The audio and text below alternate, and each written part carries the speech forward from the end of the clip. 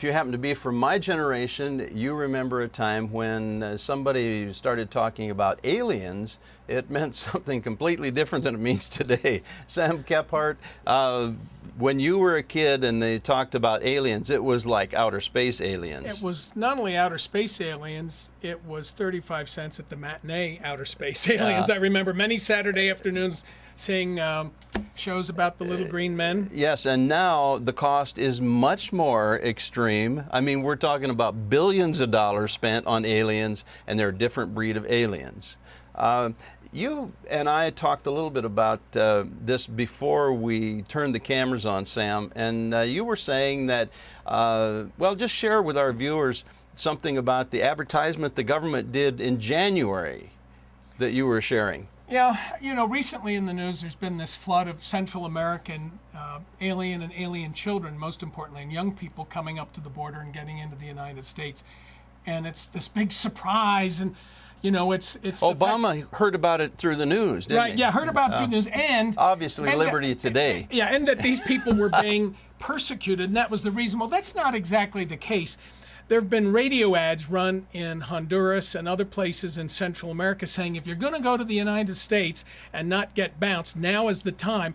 But more importantly, and this is very telling, the federal government back in January and February of this year, a few months ago, ran ads in the Federal Register, whatever the places where they post contracts available, seeking basically counselors, camp counselors for young people and children and teenagers to work with undocumented aliens.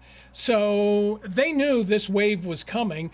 And those of you that know anything about President Obama's mentors prior to his running for political office, he was an adherent of a guy by the name of Saul Alinsky, A-L-I-N-S-K-Y. Go check that out. In any event, one of the ways to basically gut the United States as we know it is to intentionally, keyword intentionally, yes, flood us with illegal aliens.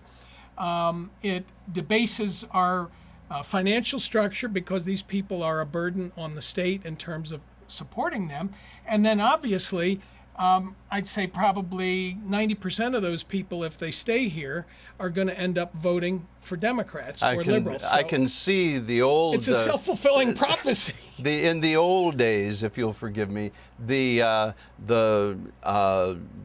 airstrikes from outer space aliens destroying the Earth, and we're talking about a serious effort to destroy something, all right. This is a new effort, and it's the destruction from within by, quote, aliens. Correct. And please understand, I've had people say, well, I'm not compassionate. Anybody that knows me, that's just pure hogwash. However, we do not, as Americans and as a country, have a moral, religious, ethical, or legal duty to A, permit these people to continue their flood to come in, and B, support them. We can't even, we are so much in debt right now. Why do we want to take on literally tens of thousands of young people from Central America every month? It's an accruing situation. We have to understand we cannot be the savior of the entire world. Can't do it. We have a moral responsibility to respect and preserve the integrity of this country and everything it stands for. And that involves embracing legal immigration, but rejecting illegal immigration and protecting our borders. Maybe it's a great time to write your congressman or call them and say, please do what you already know you should do. Close the borders.